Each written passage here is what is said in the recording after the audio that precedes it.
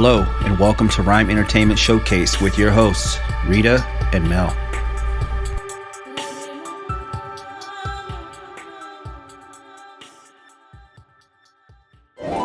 This is Paris, the capital of gastronomy.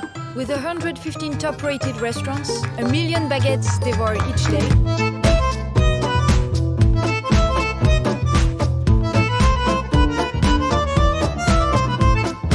Et bah c'est parti!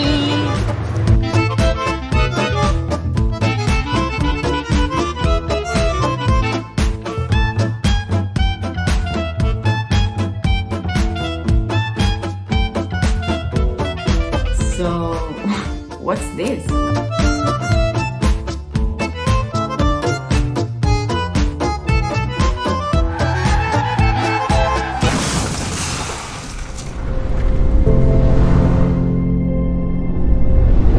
Planet Earth, home to a growing number of Homo sapiens and a whole lot of other creatures. It's a great place to live. But when it comes to the future of our small planet, the truth is, I've given up. And the odds are, so have you.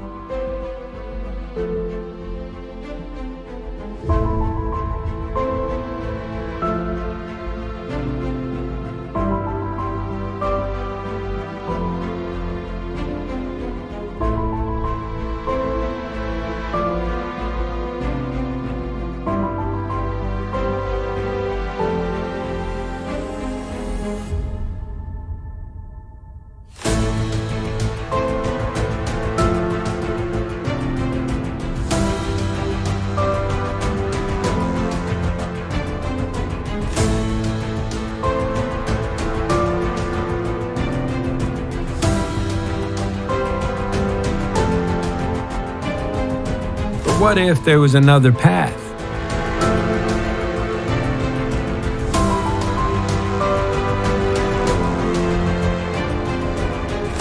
I know I am a filmmaker, and there's no other choice for me.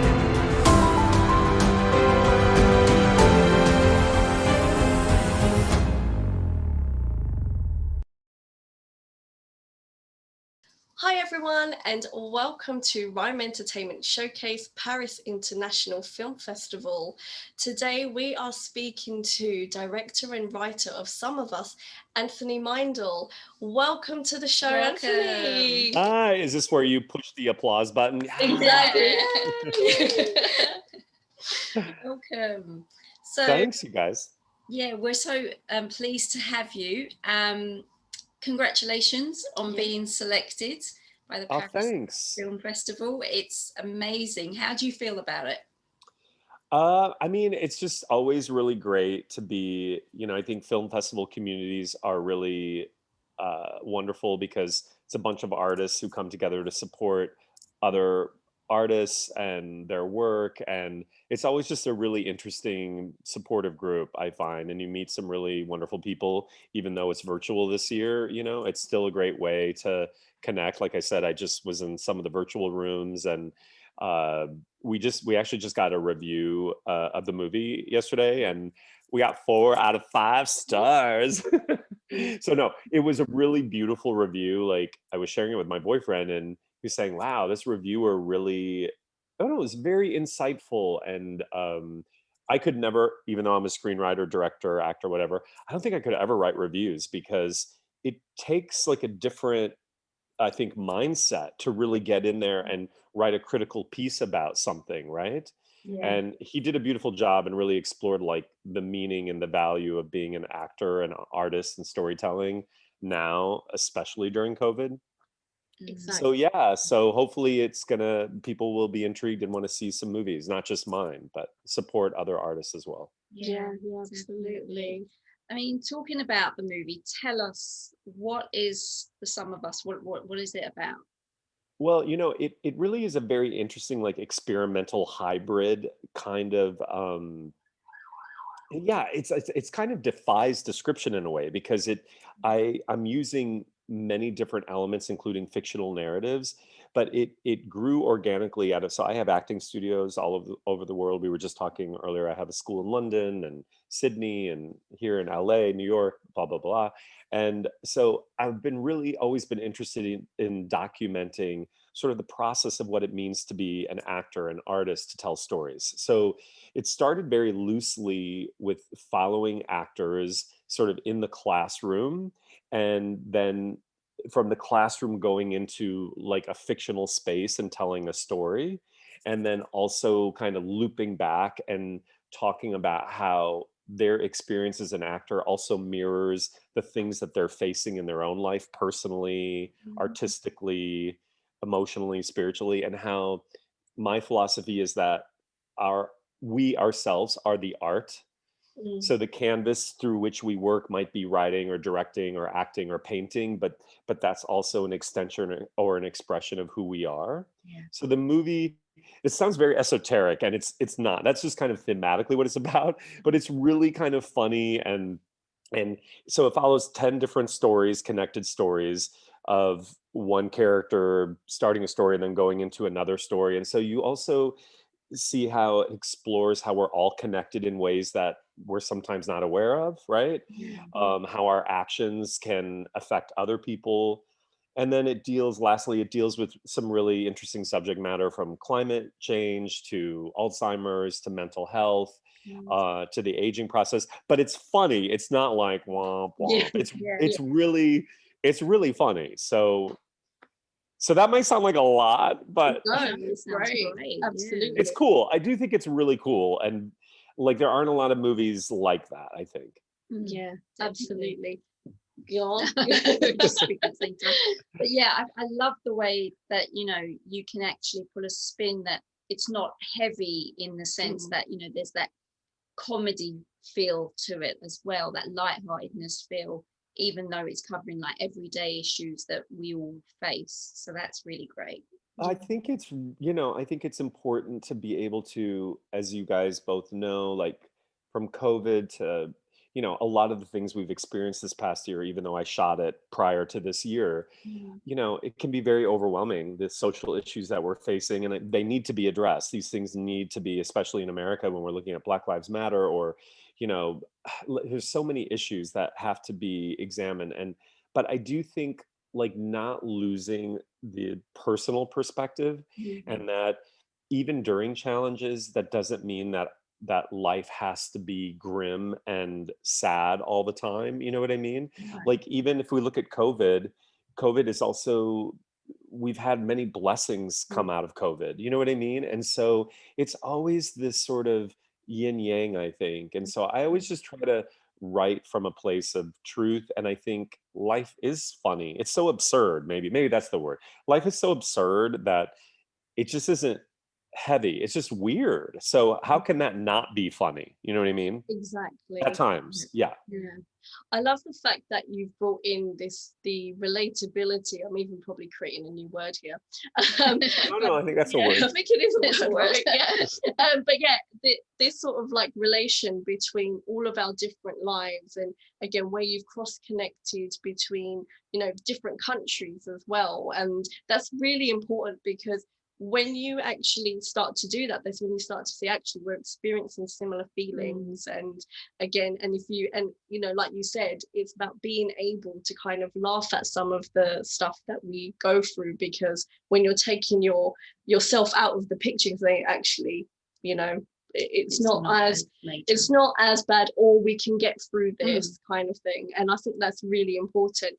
And just from what we get from some of us, is that that's exactly what it's showing. It's about that connection, that we're all looking for something in our paths and our passion that we want to move forward. So a little bit about that in terms of casting, for example, what were you looking for in terms of saying, right, was there any specifics in terms of the casting? How did that work for you? I mean, no, it was pretty simple, because everything was cast out of the studio, so out of my studio. So they were the actors that I work with every week, day in and day out. I kind of wrote the roles for them, because they're really inspiring people and really incredible actors. And I just thought, oh, you know what, I want to write something for you. So they were all kind of like my muse. And I think that the roles really, I think that's also the mystery of casting, right? Like if I would have held castings, like it's really never personal. I think for the actor to remember, like it's just whose essence most matches a role, right? And Mm. so these people seem to most fit the thing that I was writing for them. But that doesn't mean like somebody like Angelina Jolie couldn't have done it or somebody, you know. I think it's important for actors to remember it's just if you don't get the job, it doesn't mean you're not talented. It just means, oh, somebody's essence might have been more right. Yeah. So Yeah. it just was a very organic process though. Yeah, that sounds great. So was there any particular, as you know, as you were writing it, was there any particular storyline that you felt you could relate to a lot more closer than maybe any of the others? I know obviously we're interconnected, but was there anyone that kind of you connect Oh, most? wow. Yeah. I mean, I think that's a good question. I think I have another movie that's on Hulu right now that in America it's on Hulu and it's available in the UK on Amazon, I believe. And it deals with gun violence. It's Mm. also interlocking stories. There's three stories that are connected to gun violence, but they're all love stories that culminate in tragic incidents. But I think when I look at my work, and I think I can't speak for most writers, but I would think I feel like I'm writing through myself. Like Mm. they're all permutations of me at some level, right? Like Mm. the first story in Some of Us deals with climate change, and it's really funny, although it's also really like, oh my God. And I think when people watch it, like the characters like really aware of what's going on, but then also is really struggling with, well, how can I make a difference? And Yeah. can I make a difference? And I think we can all relate to that, right? And so I think a lot of the stories, like the Alzheimer's story, my family has been affected by Alzheimer's. And Mm. so a lot of it is pulled through my own Mm. autobiography, Yeah. you Yeah. Yeah, know? Yeah. Great. definitely. In terms of, so when you were filming Some of Us, what were some of the highlights that you can recall that was Oh staying with my you? gosh. Well, it was just we shot so quickly and we shot like a lot of times we shot it over a span of a year because like I said, they were individual shorts. I wasn't sure what I was going to do with any of this. I just wanted to go and shoot, you know, a story here and a story there. So we would shoot it on weekends whenever I had time. So it took a while because I think there's 11 stories, not 10. So, you know, we didn't do it every weekend. So I would call up the actors like a day before the weekend and be like, hey, I want to go shoot this weekend. What do you think? And then they'd be like, okay. So we would just go shoot and it would be very like on the seat of our pants. So, you know, it was really quick and crazy and fun. And but I think you'd have to ask them, but I think we all had like a really amazing time. It was really fun. Yeah, sounds like it. What would you say is the predominant message you'd love for people to get from watching The Sum of Us? Well, I think Mel kind of hit on it. Like, I think like we're all connected, Mhm. and that the things sometimes that we feel like we're going through and we're the only one experiencing it, I think you realize like everybody is going through the same stuff, Yeah. Yeah. right? And we're connected in our fears and our loves, our hopes, our stories, our desires. And, you know, at the end of the movie, I sum up all the stories with the Carl Sagan quote, Mhm. pale blue dot, right? Which is about our time on Earth. And I think the ending is so powerful because when he wrote that, I think in the 70s, it's still so applicable today. And basically, our place on this planet is so, in the big scheme of the planet, is so insignificant. You know, I'm always telling people like, you know, the planet has been around for 4.5 billion years. And in that time, the human species has only existed for like the length of a fingernail. Yeah. Yeah. That's how insignificant we are. Mhm. And to put that in perspective, um, I think I'm trying not to give away the ending of the movie, but I think it really is powerful, right? Like Yeah. some of the things we obsess about or are concerned about, or or in terrible ways, like people are destructive or government leaders create war. And then you see that in the span of a lifetime, it's so devastating, but it's also so insignificant in the big scheme of Yeah. the Yeah. solar system, the universe, you know? Yeah. And I think that's what's so important, is what I love about what you're saying is there's this positivity, there's this energy of, you know what, yes, we are going through this, but think about things in the bigger sense and the bigger picture. And I think sometimes Yeah. so many of us can focus so much on The all granular little details, that we forget the Mhm. bigger picture. And sometimes we great need point. that observer mindset to just look at it from an outside point of view, looking in. So I think it's refreshing, honestly, Definitely. Anthony, that you actually have done a film that is based on positivity and life and just being, and you know, you're still connecting it to all these main issues, big issues, but you're taking a very positive and light-hearted approach to it, which I think many of us in the world need right now. Oh, well, that's what the reviewer said. So maybe you talk to the reviewer. Interconnected. Yeah, see, we're still connected. Yeah, I think it's a, you know, when I get challenged in life, like it's important to breathe and try to get a bird's eye view, right? Like in the big scheme of things, I'm always trying to tell myself, this is all going to work out.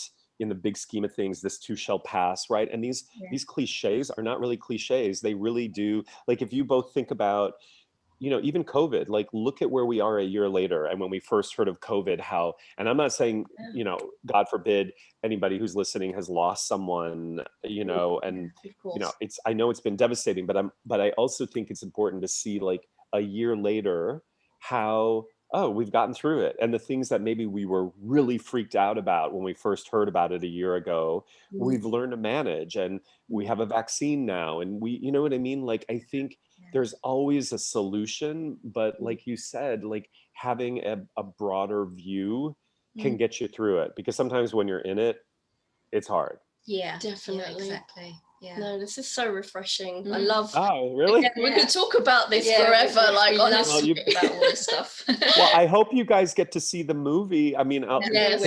will you guys get to get in and see some of the stuff? yeah. Oh, amazing. Okay. Definitely. Yeah. We've Okay. already been networking and talking to everyone on the festival. Like we said, you know, it's just such an amazing, I would say it's an experience rather than just an event. Do you know what I mean? So I really think, again, you know, Paris International Film Festival, we cannot wait to watch this film. It's on our priority, so And now I think, like, because you were saying you also are a writer, like I think you might personally really find it interesting, because it's very, I don't know, my approach to writing is very organic, and I think what the reviewer also says is that the movie kind of shows that you don't have to approach all creativity or writing or directing or storytelling from a traditional structure. Like things can be experimental and strange and weird. And I didn't set out to maybe do that, but now when I'm looking back, I'm like, this is really cool, because it doesn't have to be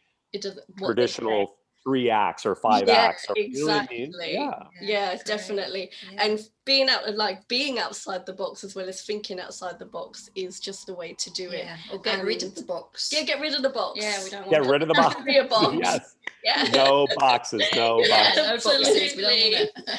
Oh, it's been amazing to talk to you, Anthony. Well, thanks, you guys. And I really appreciate your thoughtfulness and your time. And we will promote this as well. And I just appreciate you having me on. Welcome. Thank you. Thank you. Thanks so much. Take care. Lately, I've been thinking about storytelling and being an actor. What does that mean? It means you have something to say. Yeah, but is it important? I said it's over for the last time. How many times have you said that before? Hey. You have a bad attitude, young lady. Manchmal glaube ich, du verstehst mich überhaupt nicht. Nicht mehr so.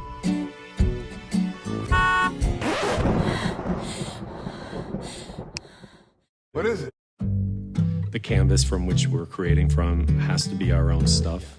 How it's all this blended cosmic soup. She lives with her mom! You smell like death. Whoa. I've been wanting a long time to document the way we work.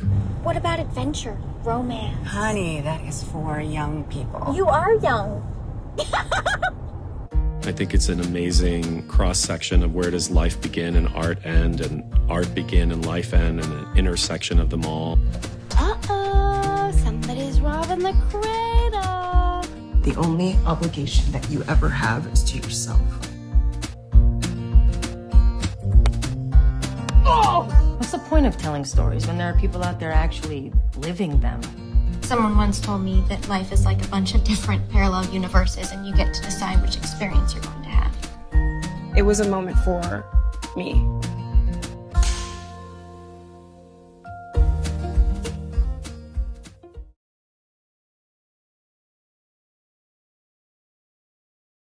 So we'd like to welcome Yiru Chen, filmmaker of Handscape, to Rhyme Entertainment Showcase Paris International Film Festival Special. Welcome, Yiru, to Rhyme Entertainment Showcase. Oh, thank you, Merida. Thank you. No worries. So, can you share with us a little bit about the film Handscape? Sure. So, Handscape is my, let's say, my thesis film when I had my undergrad program at NYU Tisch School of the Arts.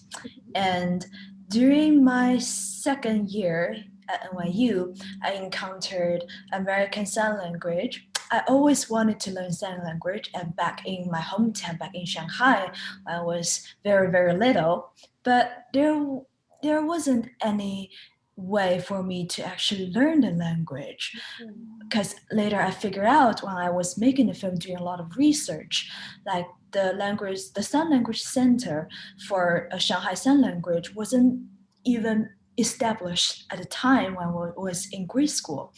And I sort of just suppressed my desire to learn the language until I entered NYU, and I found, hey, they actually recognize that language as a language course. So I took it level 1, level 2, and eventually I finished all the classes, and I even became the first Asian president of the ASL club there at the school. So from that experience, I actually began to explore the relationship between different languages, and especially of my cultural background. I come from China, and I figure out that China has its own sign language, and as a Chinese person, I have to know that. It's just my personal thing. I really, really need to know that. So earlier 2019, for the winter break, I came back to learn Shanghai Sign Language, and by then I started to do a lot of research about deaf kids in school, about deaf education, how deaf kids are communicating their needs in mainstream school settings. And that sort of opened the door for me actually over here studying deaf education at Columbia. So back to 2019, I decided to move my whole film crew back to Shanghai and to film there, and meeting the deaf actors and finding my main protagonist, who is deaf, hard of hearing himself, is actually such a serendipity for me. It's just like I'm there volunteering for the event, and he's just standing there holding the board saying, oh, if you want to go to the event, go on the elevator this way.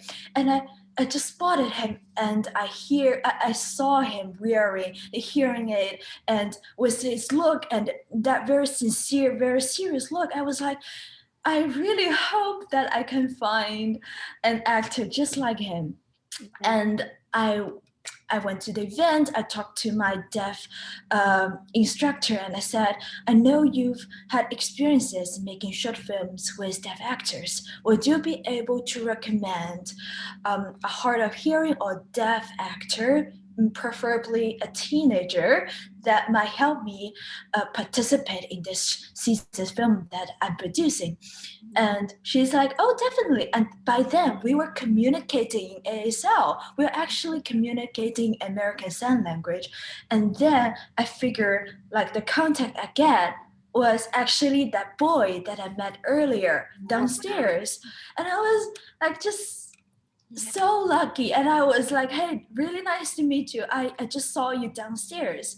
And the first thing he mentioned to me is that, hey, Iru, you know, I think your hearing is pretty good. So I was wondering, why did he mention my hearing is good? And then I realized that he saw my signing ASL so fluently with my instructor that he thought that I'm deaf or hard of hearing myself. And that touches me so hard that I know that it's like that saying that if you're talking to someone in any language, you're just, talking to his brain. But if you're actually using his native language, his mother tongue, you're actually talking to his soul. So I really, really like that saying that I have to learn the language well, and I need to engage with the community in order to really give this story a soul. So by then I was already starting to write my story and collaborating with my very good friend from high school. We both went to the girls' high school, so we are very familiar with the LGBTQ community back then, even though it wasn't a really big thing in China, and sometimes it gets censored many of the times, but we still decided to touch upon the topics. And we sort of have this bone of the story. We know that we want a single mother in the family, and we want a boy who's trying to figure out his own sexual identity, but it's only the bone. It's like the fish bones. It doesn't have anything on there. So during the summer, actually after finding that boy and later finding the deaf mother, who's also a single mother herself, that I feel like, oh, I think this story is actually going somewhere. Yeah. And then we started this constant communicating back and forth, and we even invite the artistic sign language instructor along on the board and trying to say, hey, we're not only translating the English, the Chinese into Shanghai sign language, we are actually writing the lines in these movements, in these hand gestures, and I was empowered by that. And then comes the rehearsals, like the countless rehearsals, knowing the boy was willing to try dancing so much, and he loves dancing music, but he wasn't a fluent dancer. I said, it's okay, I'm just gonna rehearse and dance with you, because I was a sort of practiced choreography and more than dance before. So I was like, I'm in this with you. Yeah. And during that process, we have sign language interpreter there every day with us, just try to make the communication possible. And it's also such an insight for me to get into the accessibility of filmmaking and just everything, daily life.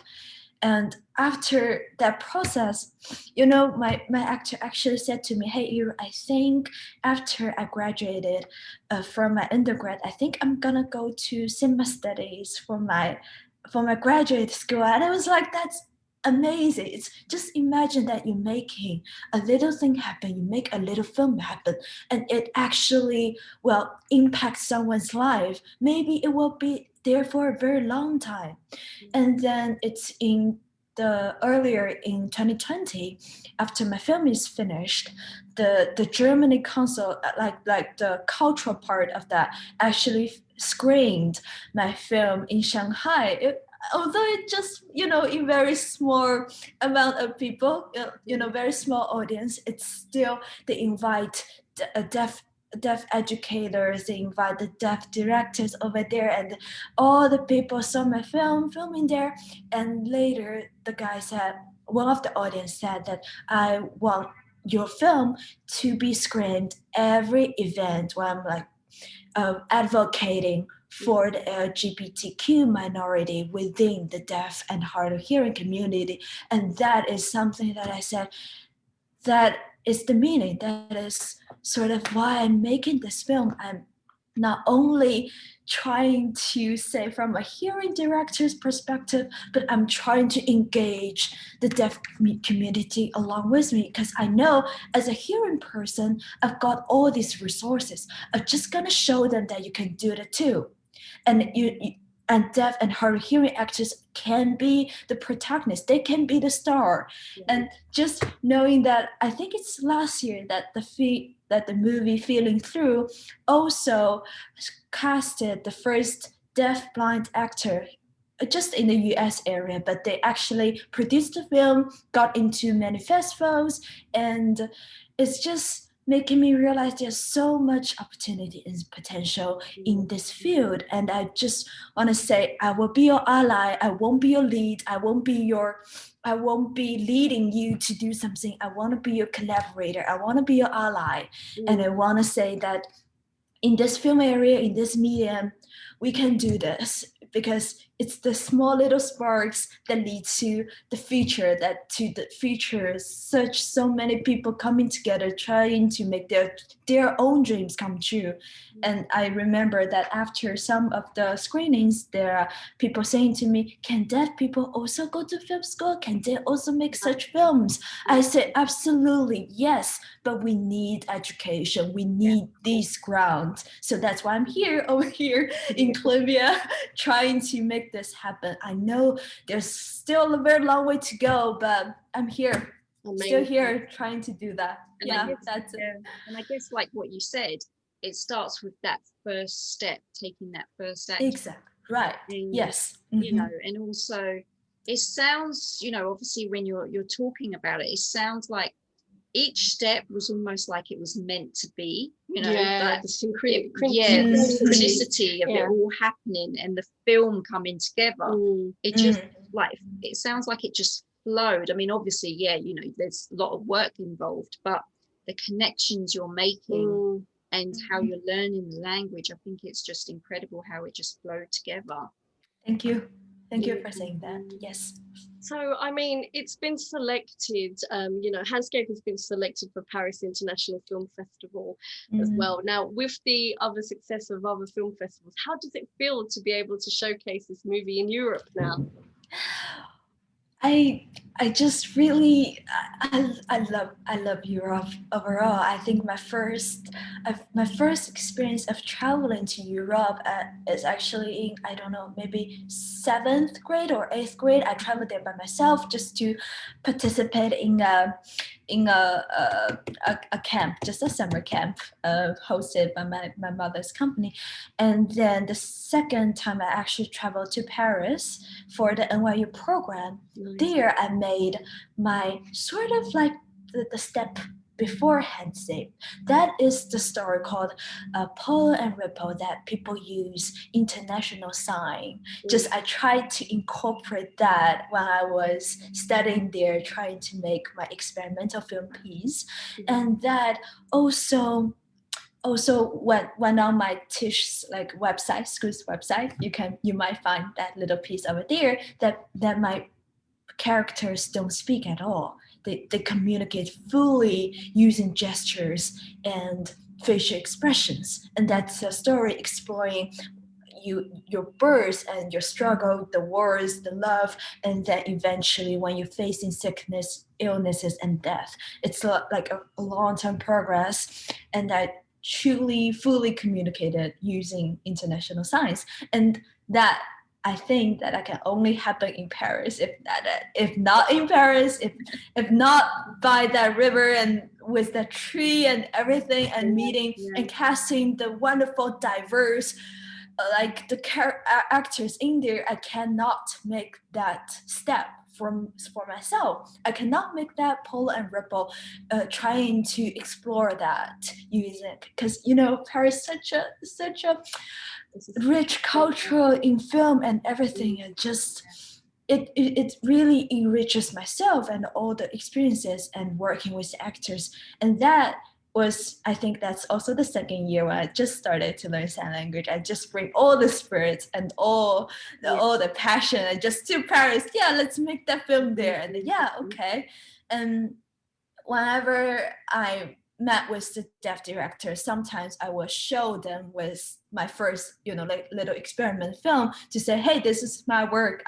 My work looks like this, and they will be amazed, and they were like, oh, you even did the accessibility of not accessibility, but the CC captions for all of these, because I want people to know, and I want more and more people to know the sign language and the deaf culture behind it. Yeah, that's it.